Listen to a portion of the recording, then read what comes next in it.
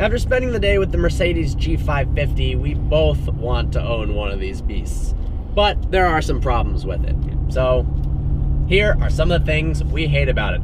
First off, most people aren't actually going to buy these to go off-roading. They're going to drive them on the road. So its on-road handling characteristics are absolutely terrible.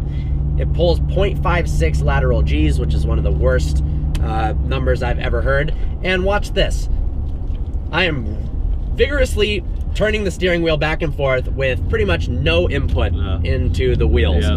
You go around corners, it's terrifying. Handling, absolute garbage. Looks like a brick, it drives like a brick. Second off, the technology in this car is rather abysmal.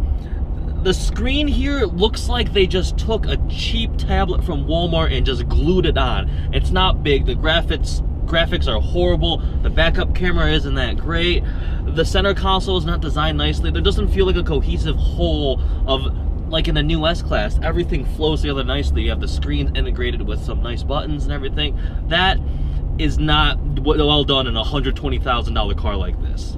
For a car that's this large and looks like a tank, you'd expect it to have good legroom. Unfortunately, in the back, it's pretty terrible. I mean, really terrible. Yeah. Yes, you've got good headroom, but it's also a very narrow vehicle, which means you feel a little bit closer to your passenger than you would like to be.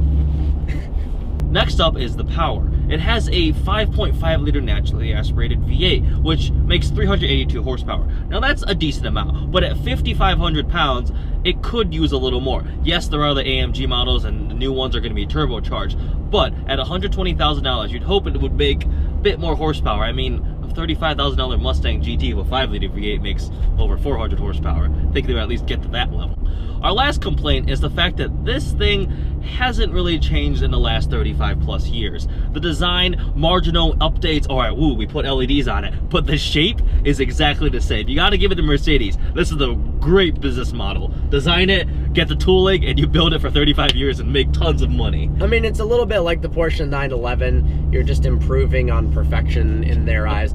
But when you can count the updates on one hand from one generation to the next, yeah, it's a little bit crazy. In 2016, they did a redesign, which has like 4 changes to it. One big one is they're putting a twin turbo engine instead of naturally aspirated, but you know, little updates to the steering wheel and small aesthetic changes.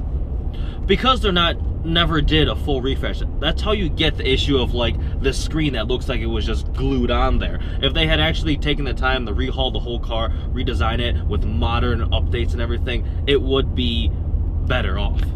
Well, I hope you found this video informative. Like always, please browse our channel and subscribe. Look forward to seeing you next video.